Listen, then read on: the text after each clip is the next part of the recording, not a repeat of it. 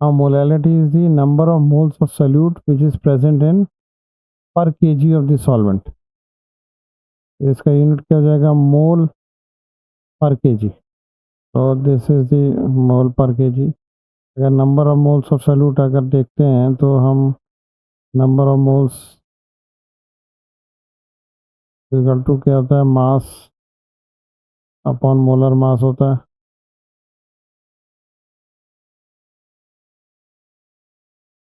अब इसको यूजुअली हम डिनोट करते हैं W2 से और इसको M2 से। W1 और M1 किसके लिए है, वो सॉल्वेंट के लिए। यहाँ पे हमने A B से डिनोट कर दिया। तो मोलैलिटी इज इक्वल टू क्या हो जाएगा, W2 upon M2। This is the number of moles of solute. और पर केजी ऑफ द सॉल्वेंट, तो अगर W1 हमारा ग्राम्स में है, पर केजी करेंगे तो 1000 से हमें उसको डिवाइड करना पड़ेगा। तो ये क्या हो जाएगा हमारा, W2 upon M2 multiplied by 1000 upon W1. This is in grams and this will become the mole per kg. So this is the molality, and usually it is denoted by the small m, whereas molarity is given denoted by the capital M. अब हम moles fraction के बारे में पढ़ते हैं। तो mole fraction क्या होता है, solvents mole fraction of the, हम सॉल्वेंट यूज़ कर रहे हैं X1। तो N1 क्या है, number of moles of solvent है। N2 क्या है, number of moles of solute है। तो N1 upon total number of moles which is present in a solution. तो N1 plus N2 is the total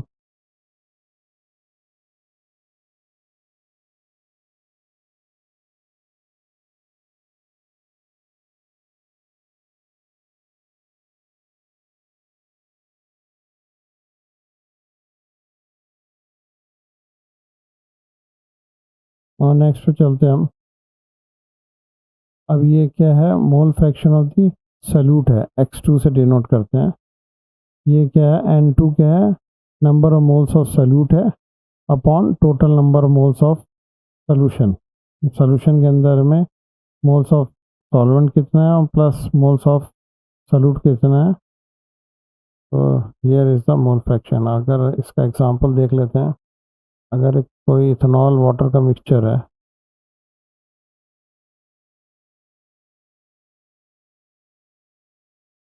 अब इथेनॉल जो है उसमें क्या है, 4 मोल्स है और वाटर क्या है, 8 मोल्स है। तो अब मोल फ्रैक्शन ऑफ इथेनॉल क्या हो जाएगा,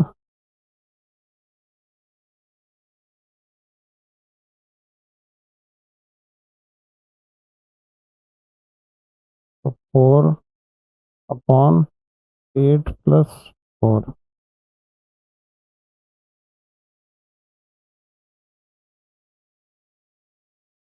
और ये डायमेंशनलेस क्वांटिटी है, इसमें डायमेंशन नहीं होता क्योंकि ऊपर भी मोल है नीचे भी मोल है, तो वो दोनों कट हो जाते हैं। अब इसमें क्या है, मोल फ्रैक्शन ऑफ ये वाटर। तो वाटर कितना है, 8 मोल्स है प्लस 12, तो ये हो जाएगा 0.066 जो है मोल फ्रैक्शन है। अब सिमिलरली अब हम देखते हैं मास फ्रैक्शन। इसमें क्या है, मास जो कंपोनेंट का मास होता है divided by the per unit mass of the solution. तो जैसे मास फ्रैक्शन ऑफ एक्स है, अगर 2 मास हैं उसमें कोई सॉल्यूशन में, एक एक्स से मास फ्रैक्शन और एक एक्स पी है, 2 है, ए और बी है। तो एक्स ए को क्या देंगे, is the weight of A, this weight of A is in present in grams. तो divided by weight of A plus weight of B. So all these are in grams. So it will, the mass fraction is like this.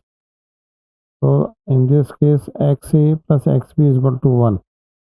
The mass of fraction of A plus mass fraction of B is equal to 1 के बराबर होता है। तो ये भी क्या है, dimensionless quantity है। हम नेक्स्ट पे चलते हैं। हम ये क्या है, पार्ट पर मिलियन। तो ये पार्ट पर मिलियन कब बताते हैं, जबकि जो है very small amount of solute is present in a large quantity of the solution. इसमें क्या सोल्यूट क्या होता है, वेरी स्मॉल अमाउंट होता है।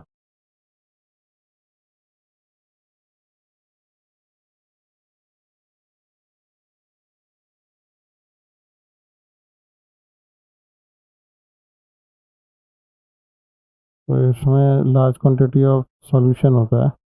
अब ये क्या होता है, it is a mass of the solute, this is the mass of the solute which is present in 1 million part by mass of the solution।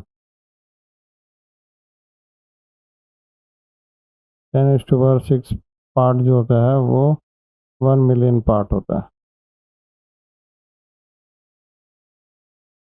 अब जैसे इसमें हमने ppm a, तो mass of A upon mass of the solution multiplied by 10⁻6। अगर volume में करते हैं तो ये volume of A upon volume of the solution into 10⁻6। तो अब ऐसे ही हम एयर का देखते हैं। एयर में मान लो सल्फर डाइऑक्साइड का जो है इम्प्योरिटी है, तो सल्फर डाइऑक्साइड एक्सप्रेस होता है सेंटीमीटर क्यूब में। इसमें करेंगे कि सल्फर डाइऑक्साइड का क्या है वॉल्यूम, और sulphur dioxide is present in 10⁻6 centimetre cube of air. तो इसमें क्या है कि अगर ये 1 ppm है सल्फर डाइऑक्साइड का कंसंट्रेशन, तो दैट मीन्स क्या हो जाएगा, इसमें 1 centimetre cube of sulphur dioxide is present in 10⁻6 centimetre cube of the air.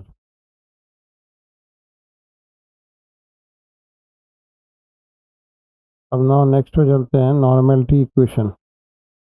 अब नॉर्मेलिटी इक्वेशन में क्या है कि अगर एक सॉल्यूशन है उसका वॉल्यूम V1 है और उसको हम डाइल्यूट करते हैं तो वो उसका वॉल्यूम क्या हो जाता है, V2 हो जाता है।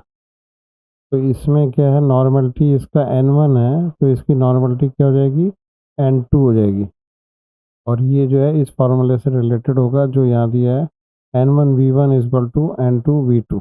तो इसका मतलब क्या है कि if V1 is the volume of the solution of normality N1 are diluted to the volume V2 ml and the normality of the dilute solution will be N2। और इसमें ये दूसरी तरीके से ये भी हो सकता है कि ये डाइल्यूट हो गया, अगर मान लो रेट करते हो, अगर ई V1 of the solution of having the normality N1 react exactly with the V2 ml of solution of normality N2, then again this N1 V1 is equal to N2 V2। अगर हम जो है numerical problem में ये तीन चीज़ें दी रहेंगी, N1 V1 दिया रहेगा और V2 दिया रहेगा, हमें जो है N2 उसका नॉर्मलिटी निकालना होगा, तो इस फार्मूले से हम निकाल सकते हैं। सिमिलरली जो है मोलैरिटी भी होती है ऐसे। तो मोलैरिटी में क्या है, अगर एक सॉल्यूशन का वॉल्यूम V1 है तो दैट इज इन ml है, तो उसकी मोलैरिटी M1 है और उसको हम डाइल्यूट करते हैं तो हमारा वॉल्यूम V2 ml हो जाता है, तो इसकी मोलैरिटी क्या होगी, M2 होगी। तो ये हम M1 multiplied by V1 is equal to M2 multiplied by V2। तो मोलैरिटी ऑफ द रिएक्टेंस क्या होगा, तो उसमें क्या होगा, ये इक्वेशन ऐसे हो जाएगा, M1 V1 upon N1 is equal to M2 V2 upon N2। N क्या है, number of moles of reactant है, ये number of moles of reactant 1 और ये number of moles of reactant 2 है। तो ये यहाँ पे ऐसे दिया हुआ है ये। अब इसमें और एक एडिशन करते हैं, अगर मान लो 2 नॉन रिएक्टिंग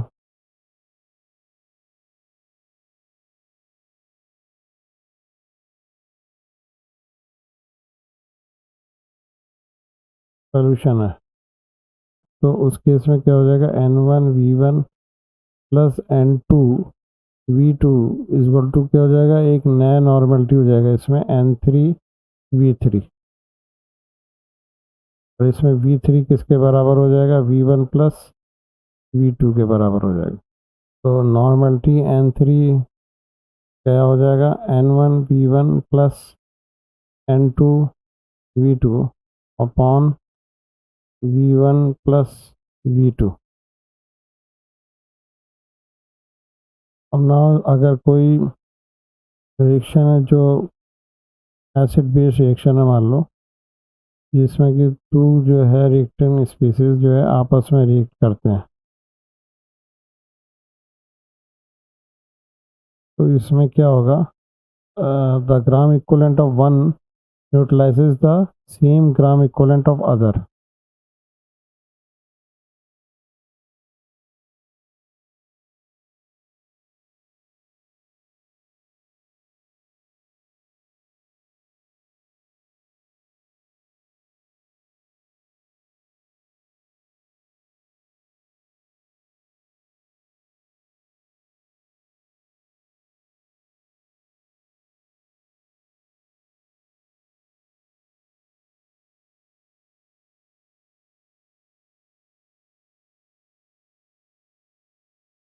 तो मान लो ये एसिड है, तो ये बेस को उतनी ही ग्राम इक्वलेंट से न्यूट्रलाइज करेगा। फिर उसके बाद में जो एक्सेस ऑफ रिएक्टेंट है मान लो जो रह जाएगा, तो डिवाइडेड बाय द उस total volume of the solution is the normality of the final solution. So we can write as normality, or you can say the final normality is equal to number of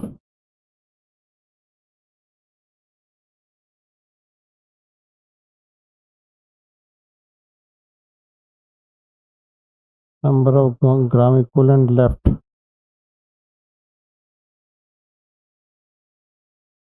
divided by the total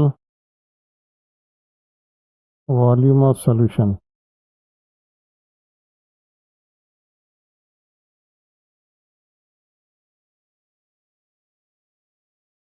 तो ये final normality हो जाएगा। अब next पे चलते हैं हम। अब ये हम कुछ क्वेश्चंस करेंगे। तो calculate the mole fraction of ethylene glycol in a solution containing 20% of ethylene glycol by mass। अब ये 20% बोला है, तो इसका मीनिंग क्या हुआ कि 20 ग्राम्स प्रेजेंट है इसमें 100 ग्राम्स ऑफ सॉल्यूशन में।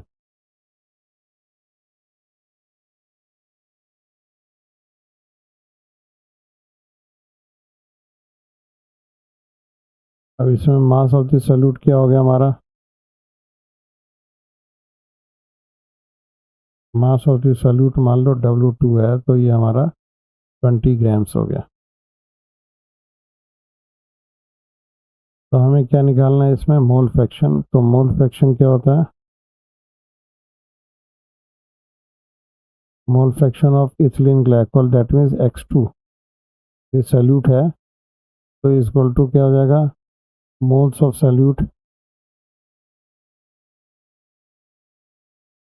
दैट इज N2 अपॉन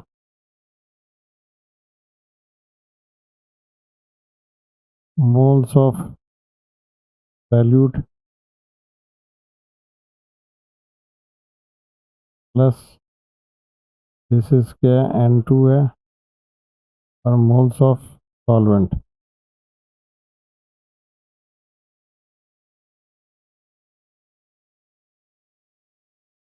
ये क्या है, N1 है। तो हमें मोल्स ऑफ सॉल्यूट पता है, यहाँ पे हमें निकालना पड़ेगा। तो number of moles of solute हमारे को निकालना पड़ेगा। तो क्या है, मोल्स ऑफ सॉल्यूट का फार्मूला क्या होता है, इक्वल टू क्या है, मास अपॉन मोलर मास। तो अब हमें मास यहाँ पे क्या दिया है, 20 ग्राम्स दिया है।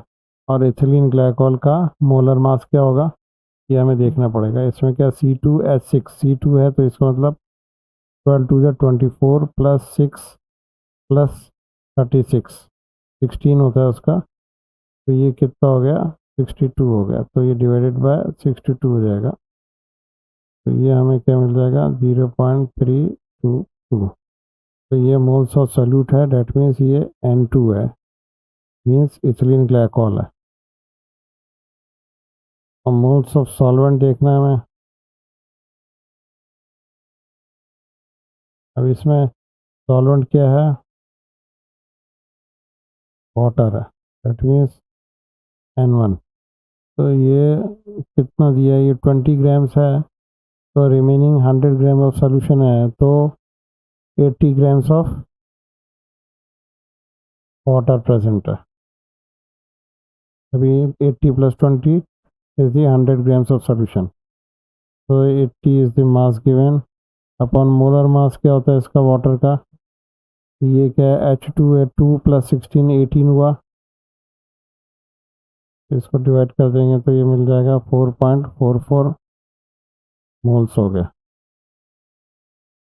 तो अब इसमें हम इसको पुट कर देंगे तो ये हो जाएगा 0.322 upon 0.322 plus 4.44।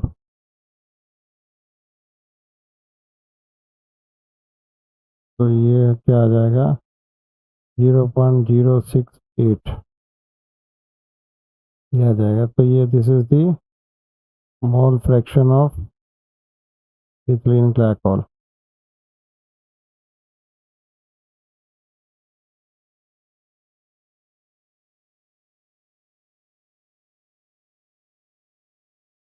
Now the calculate the molarity of a solution containing 5 gram of NaOH in 450 ml of solution।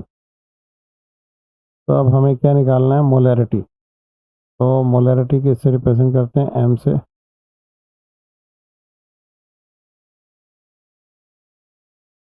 तो ये मोलैरिटी इज इक्वल टू क्या होता है, number of moles of solute होता है।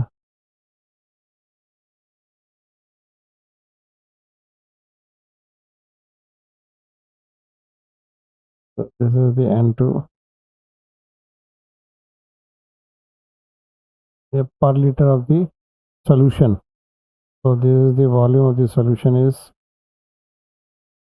in liter। तो अब इसमें देखते हैं number of moles of solute निकालना है। तो इसमें क्या कंटेनिंग 5 ग्राम्स, तो W2 क्या हो जाएगा, इसमें 5 ग्राम्स हो जाएगा। M2 क्या है, मोलर मास क्या NaOH का।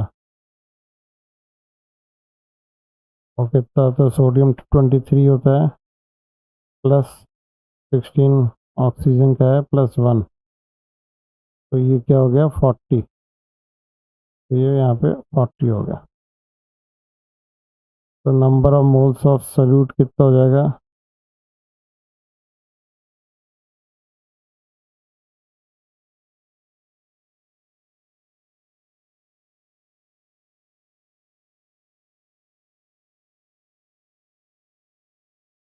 ये 5 हो गया upon 40, that is mass upon molar mass. तो इज इक्वल टू क्या होगा, 0.125 मोल। इसको हम वैल्यू यहाँ पे ऐड कर देंगे upon volume of the solution कितना है हमारा, ये 450 ml है, मगर ये पर लीटर है तो इसको हमें इसमें लीटर में कन्वर्ट करना है। तो वॉल्यूम 450 ml को लीटर में कन्वर्ट करने के लिए क्या करेंगे, इसको हम डिवाइड करेंगे 1000 से, क्योंकि 1000 ml is equal to 1 litre है। ये करेंगे तो ये कितना आ जाएगा, 0.45 आ जाएगा। तो ये आ जाएगा 0.45। इसको करेंगे तो ये आ जाएगा 0.277। तो इसका यूनिट क्या हो जाएगा, मोल्स पर लीटर। ये ऊपर वाले मोल है और ये लीटर में है, तो मोल पर लीटर है। और नेक्स्ट क्वेश्चंस पे चलते हैं हम। ये क्या है, calculate the molality of 2.5 gram of ethanoic acid, this is the acetic acid, in 75 gram of benzene। तो बेंजीन क्या है यहाँ पे, सॉल्वेंट है, और एसिटिक एसिड ये इथेनोइक एसिड क्या है, सल्यूट है। तो अब मोलैलिटी क्या होती है, molality is the number of moles of solute पर केजी ऑफ सॉल्वेंट।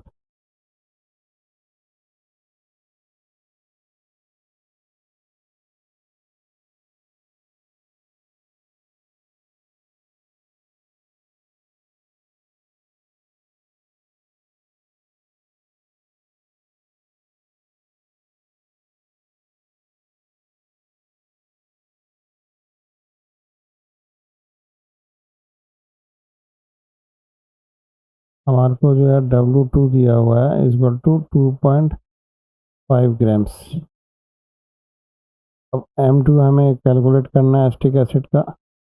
इसमें क्या है, CH3COOH है, तो ये 12 प्लस 3 प्लस 12, और ये 16 16 32 हुआ, 32 प्लस 1, तो ये इक्वल टू कितना हो गया, ये हो गया 60।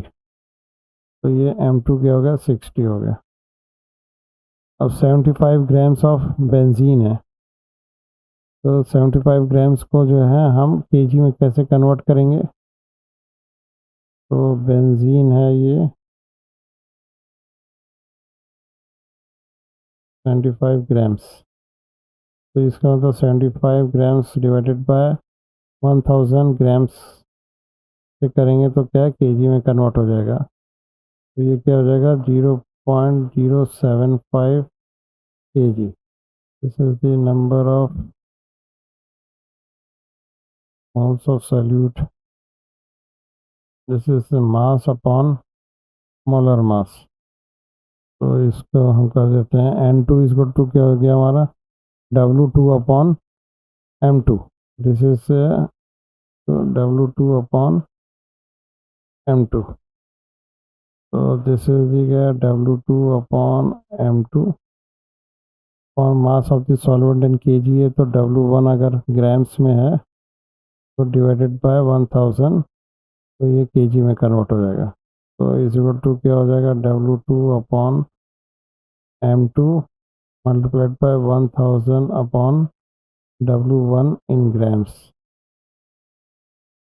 अब इसको वैल्यू हम इसमें ऐड कर देते हैं,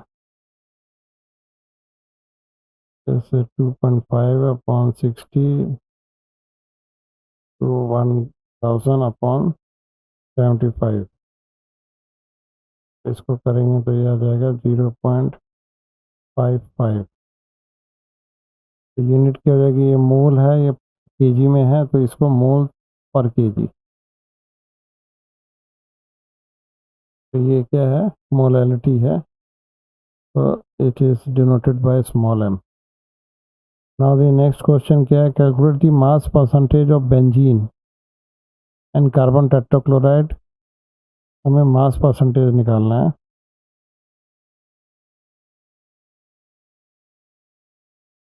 Where if 22 grams of benzene is dissolved in 122 grams of carbon tetrachloride। अब हमें देखना है पहले मास परसेंटेज क्या होता है, मास ऑफ द सॉल्यूट होता है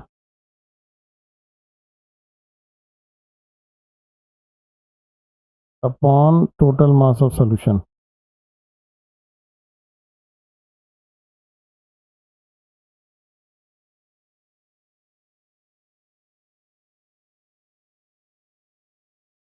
मल्टीप्लाइड बाय 100, क्योंकि परसेंटेज निकालना है। ठीक है दिया। मास ऑफ सॉल्यूट हमें क्या दिया हुआ है, ये दिया हुआ है 22 ग्राम्स है, तो 22 डाल दिया। फिर उसके बाद में क्या है, सॉल्वेंट का 122 ग्राम्स है, तो नीचे मास ऑफ द सॉल्यूशन क्या हो जाएगा, टोटल मास, तो 22 प्लस 122, तो इज इक्वल टू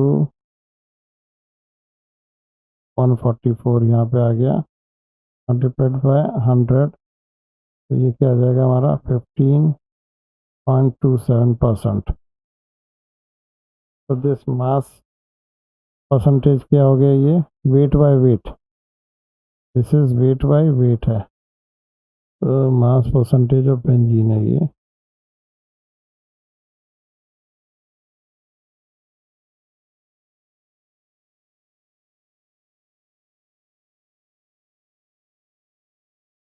और mass percentage of carbon tetrachloride निकालना।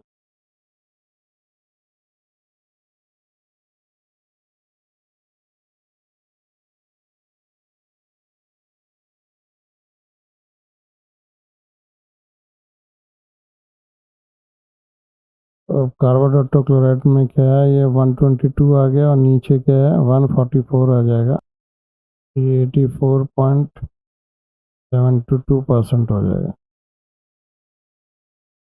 तो हमने मास परसेंटेज ऑफ बेंजीन और कार्बन टेट्राक्लोराइड दोनों निकाल दिया।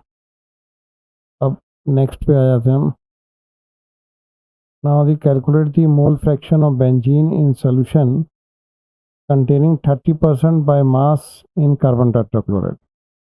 अब मोल फ्रैक्शन ऑफ बेंजीन निकालना है, तो ये क्या है, सॉल्यूट है कार्बन टेट्राक्लोराइड में, इसको X2 से डिनोट करेंगे। तो this is the moles of solute, that is benzene.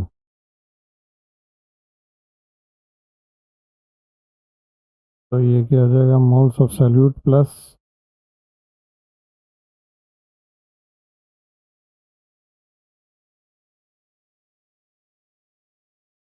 Moles of solvent. ये क्या है, N2 और ये N1 है। अब मोल्स ऑफ सॉल्यूट हमें निकालना है बेंजीन का। अब इसमें क्या दिया है, 30% by mass in carbon tetrachloride. 30% means 30 grams of benzene is present in 100 grams of solution।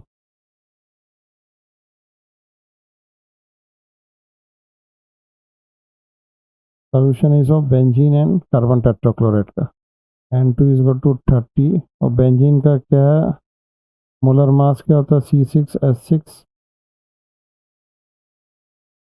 तो प्लस 6 इज इक्वल टू क्या हो जाएगा 78, तो ये हो जाएगा 0.384। अब हमारे को N1 निकालना है, moles of the solvent. 100 gram solution में से 30 ग्राम्स घटा देंगे तो 70 grams of the carbon tetrachloride present है। N1 क्या है, 70 ग्राम्स अपॉन कार्बन टेट्राक्लोराइड का मोलर मास क्या है,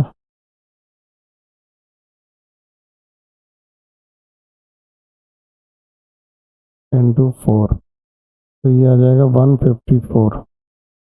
इसको 154 से करेंगे तो ये हमें मिलेगा 0.454। अब इसको वैल्यू को हम इस यहाँ पे ऐड कर देंगे।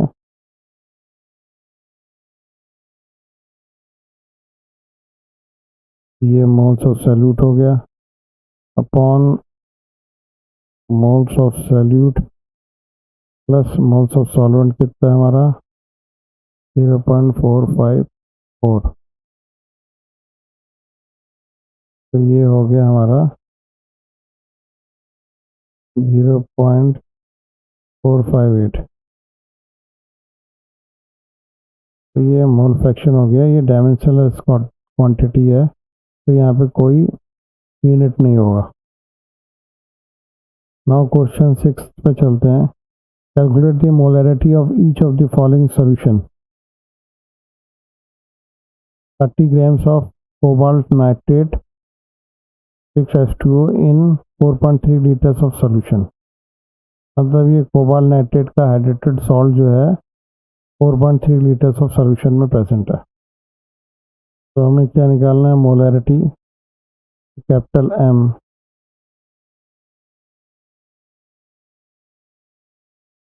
is the number of moles of solute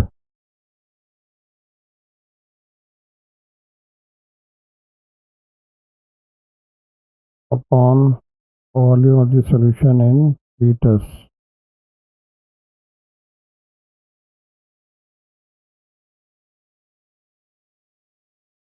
अब हमें सॉल्यूट का निकालना है नंबर ऑफ मोल्स।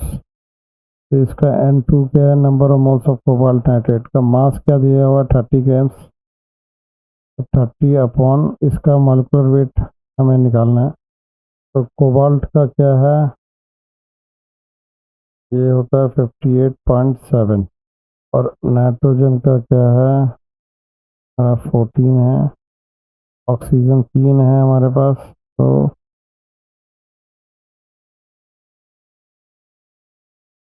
48 हो गया। तो 6H2O, तो H कितना हो गया हमारे पास 12 और फिर ऑक्सीजन यहाँ पे एक और है तो वो 16। तो इसको ऐड कर देंगे सबको, तो ये हो जाएगा 58.7 प्लस 14 प्लस 48 प्लस 6 और ये 18 है। तो इज इक्वल टू क्या हो जाएगा ये 290.7 मिलीग्राम पर मोल। तो मोलर मास ये हो गया इसका। तो यहाँ पे हमें 290.7 लिख देते हैं, तो ये हमें मिल जाएगा 0.103 मिल गया। अब वॉल्यूम्स ऑफ द सॉल्यूशन क्या है, इसमें 4.3 लीटर्स है, तो यहाँ पे ये हम इसको लिख देते हैं 0.103। This is the number of moles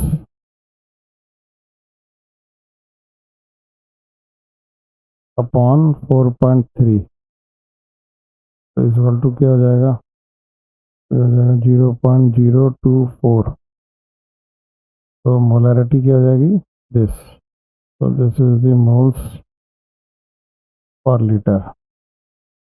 अब दूसरा क्या है बी, दिस इज ए था, बी पे करते हैं 30 ml of 0.5 molar sulphuric acid diluted to 500 ml। तो इसमें ये मोलैरिटी ऑफ द सॉल्यूशन क्या होगा,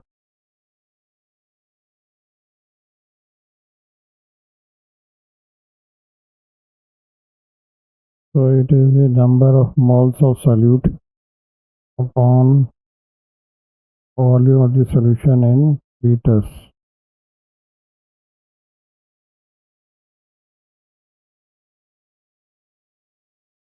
इसमें क्या 30 ml of 0.5 molar sulphuric acid है।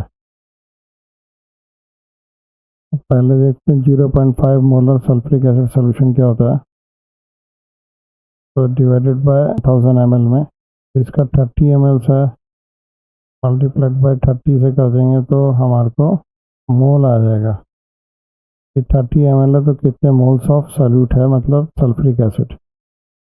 तो इसको करेंगे तो ये आ जाएगा हमारा 0.015 मोल्स। तो 0.015 अपॉन इसको डाइल्यूट किया इसमें 500 ml, तो वॉल्यूम लीटर में 500 ml कितना होता है 0.5 लीटर होता है। तो इक्वल टू इसको अगर हम करेंगे तो क्या आ जाएगा हमारा 0.03। तो दिस इज द मोल पर litre, this is the molarity of the solution. तो इसमें क्या है 0.5 मोल्स ये है प्रेजेंट इन 1000 ml। तो ये हमारे को ये सॉल्यूशन का हो गया। अब 30 ml में मोल्स कितना होगा, तो इसलिए हमने इसको 30 से मल्टीप्लाई किया तो हमारे पास इतना मोल्स आ गया जो 30 ml में है। अब नेक्स्ट पे जाते हैं, calculate the mass of urea.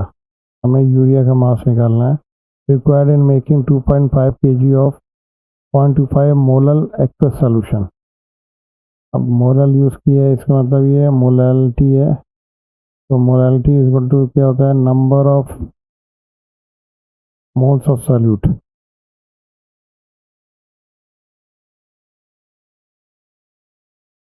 Upon पर kg of the solvent.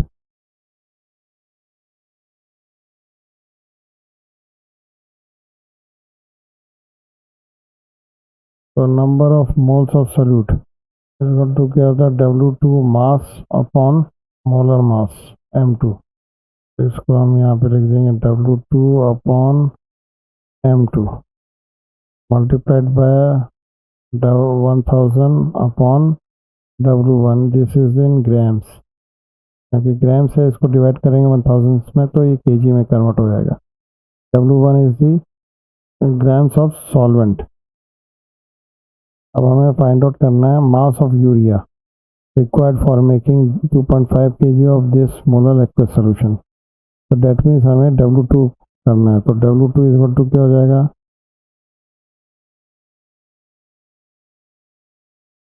Molality into M2, ये इधर चला जाएगा, इंटू W1 अपॉन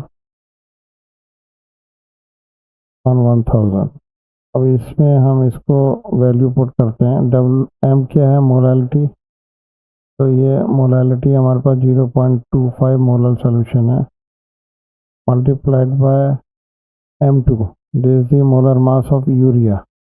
अब ये मोलर मास ऑफ यूरिया देखते हैं हम, इसमें नाइट्रोजन कितने दो हैं, तो ये that means 14 into 2 28, plus carbon कितना है इसमें एक है, प्लस ऑक्सीजन एक है, प्लस हाइड्रोजन इसमें कितने हैं 4 है, तो ये कितना हो गया, ये 60 हो गया। तो मल्टीप्लाइड बाय 60 मल्टीप्लाइड बाय, यहाँ पे जो है W1 केजी में दिया हुआ है, तो इसका मतलब ग्राम में नहीं, तो ये 1000 की रिक्वायरमेंट नहीं है, तो M into capital M2 multiplied bye WM1, तो ये हो गया। तो इसका वैल्यू हम पुट करते हैं 0.25 multiplied by 60 multiplied by 2.5 kg equal to कितना हो गया हमारा 37.5 kg। तो हमारे को मास ऑफ यूरिया जो रिक्वायर्ड है वो 37.5 kg रिक्वायर्ड है। तो नाउ नेक्स्ट पे चलते हैं हम। Now the calculate the molarity mole fraction of potassium iodide if the density of 20% aqueous potassium iodide is this। तो मतलब हमारे को क्या दिया हुआ है, डेंसिटी दिया हुआ है,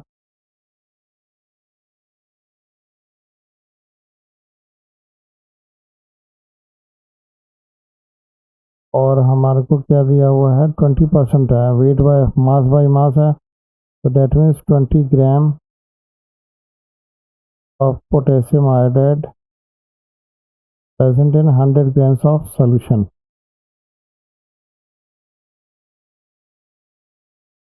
तो एक्वस है, इसका मतलब वाटर है, इसमें वाटर कितना हुआ इसमें, solvent 100 minus 20 equal to 80 grams जो है वाटर है। अब हम इसको मोलैलिटी देखते हैं। मोलैलिटी इक्वल टू क्या है, number of moles of solute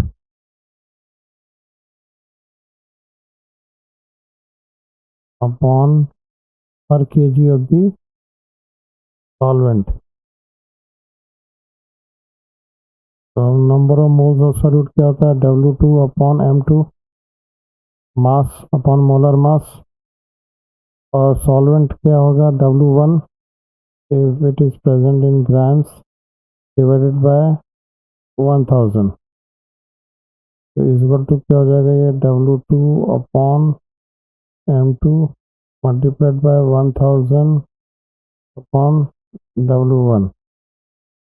W2 क्या हमारा 20 ग्राम्स है, और मोलर मास क्या है इसका पोटेशियम आयोडाइड का,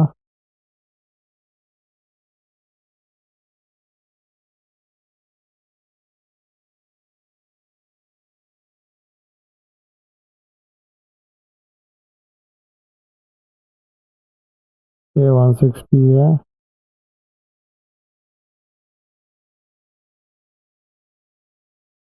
और W1 क्या है हमारा 80 ग्राम्स है। अब इसको हम करेंगे तो हमारे को क्या मिल जाएगा, ये 1.506 इज द मोल पर KG.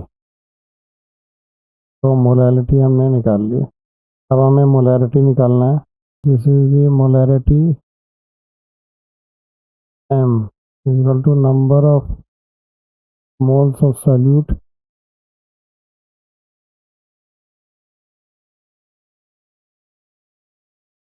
N2 upon per liter of the solution। तो N2 is equal to 20 grams on molar mass कितना है 160। तो ये हमारे को मिल गया 0.1205 मोल्स मिल गया ये हमें N2। अब वॉल्यूम ऑफ द सॉल्यूशन निकालना है। तो वॉल्यूम ऑफ द सॉल्यूशन कैसे निकलेगा? Density is equal to mass upon volume. तो volume is equal to mass upon density. तो अब हमें डेंसिटी दिया हुआ है, मास भी दिया हुआ है हमारे पास। तो मास ऑफ द सॉल्यूशन क्या है हमारा 100 ग्राम्स है। This is the mass of solution, this is the density of solution.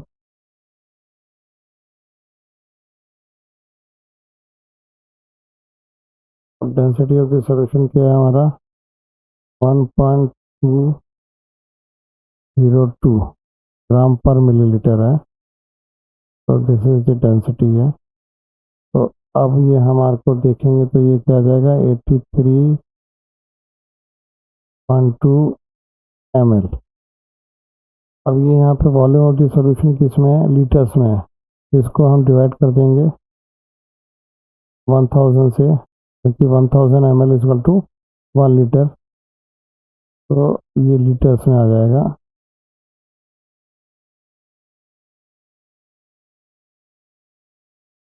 तो ये हो गया 0832।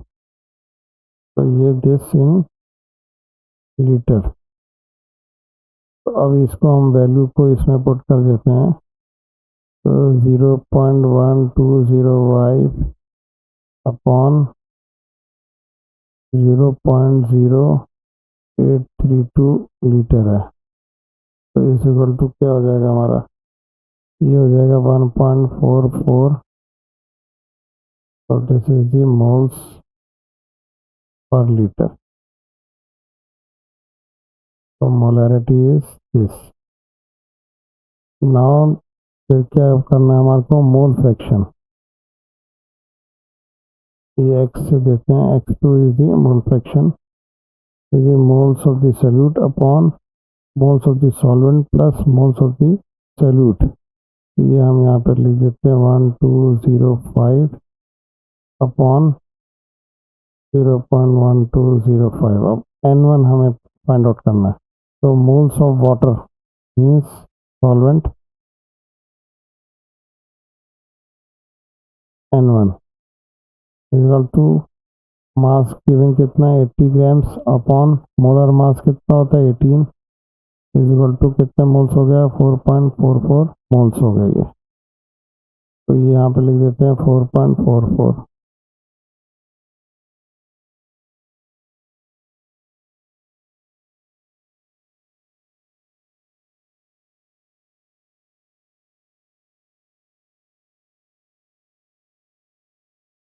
तो ये हमारा मोल फ्रैक्शन आ गया। ये डायमेंशनलेस क्वांटिटी है, तो इस यहाँ पे कोई यूनिट नहीं होगा।